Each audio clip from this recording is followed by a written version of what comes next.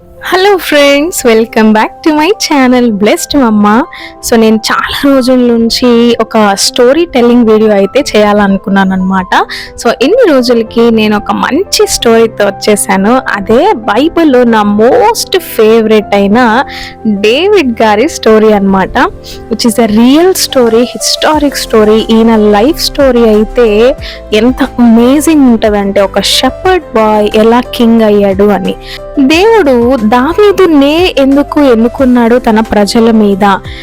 దేవుడికి తన ప్రజలంటే చాలా ఇష్టము. తన ప్రజల మీద పరిపాలన చేసేవాడు, రాజై ఉన్నవాడు ఖచ్చితంగా తన హృదయానుసారుడై ఉండాలి అనుకున్నాడు. అంటే తను ఎలాగ తన ప్రజల్ని ప్రేమిస్తున్నాడో తన రాజు కూడా అలాగే ప్రేమించాలి అని వెతికి అంటే ఆ జల్లెడ పట్టి వెతికినట్టు ఆయన హృదయాన్ని అనుసరించే వాడిలాగా ఉండే దావీదుని దేవుడు ఎన్నుకున్నాడు. అది మనం అపోస్తుల కార్యంలో చూస్తాము.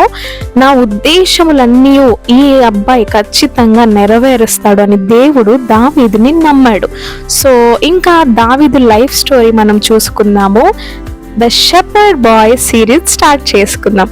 మనం ఇందాక చెప్పుకున్నట్టు దావీదుని ఆల్రెడీ దేవుడు ఎన్నుకున్నాడు తన ప్రజల మీద రాజుగా. అయితే దావీదు బ్యాక్గ్రౌండ్ చూద్దాం. దావీదు తన తండ్రి అయిన యెషయి గొర్రెల్ని కాస్తూ ఉంటాడనమాట. దావీదు పని అదే. అయితే దావీదు లాస్ట్ కొడుకు. అంటే దావీదు కంటే ముందు 7 అన్నలు ఉన్నారు. So David was the youngest అన్నమాట.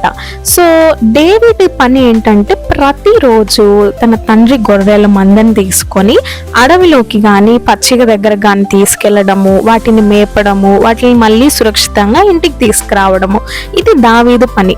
ఇదలా ఉండగా వాళ్ళ అన్న వాళ్ళైతే ఆ దేశపు ఆర్మీలో అనుకోండి. అయితే వాళ్ళ అన్న వాళ్ళు ఆ పని చేస్తున్నప్పుడు కూడా David never complained of what he was doing. ఎందుకంటే తను చాలా సంతోషంగానే తన పనిని ఇంకా ప్రతిరోజు దావీదు గొర్రెలు మేపడానికి వెళ్ళినప్పుడు గొర్రెలన్నీ మేస్తూ ఉంటాయి కదా, అప్పుడు దావీదు ఒక్కడే.